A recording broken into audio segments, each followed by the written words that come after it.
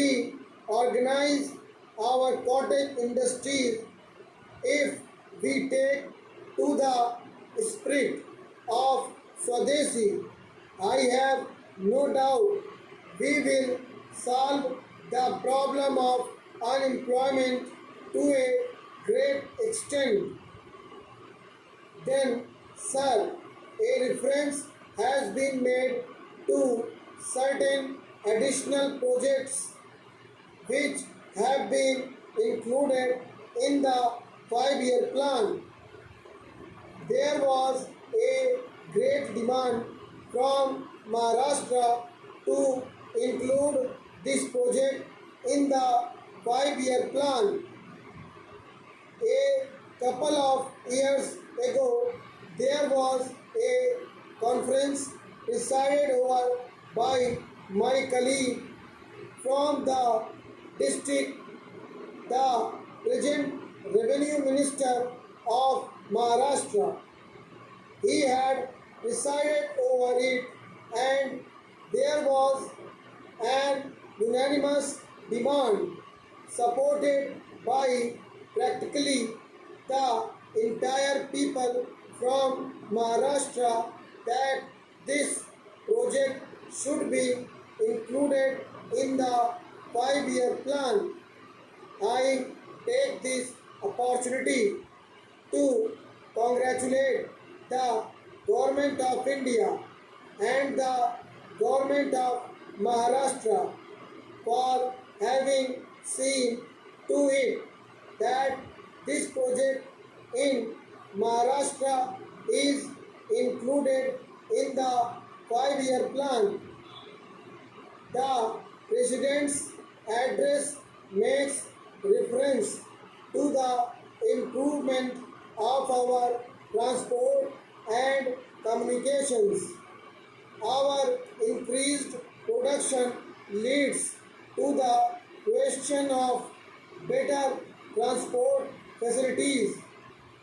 The agricultural production is on the increase, but sir, if there is no betterment of our transport facilities, this increased production in agriculture will not benefit the agriculturists. In my part of the country, even now, this situation prevails. The production there is on the increase, but the agriculturists are suffering on account of inadequate facilities of railway transport. I was glad to find from the President's address that the railways are thinking of opening even new lines very soon.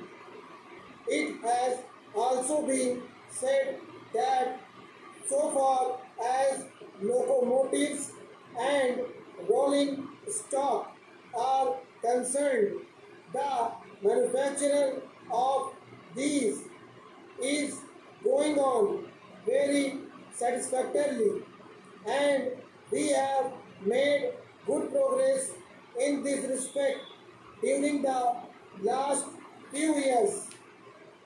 Any nation can be proud of this achievement. Then there is a reference to the housing conditions. We can very well remember the scenes that we were required to witness immediately after partition. Thousands and tens of thousands of our brethren came to this country from Pakistan. It was a very serious question as to how to house them. But the day has come when the question has practically been solved, or it can at least be said that we are near the solution of the question.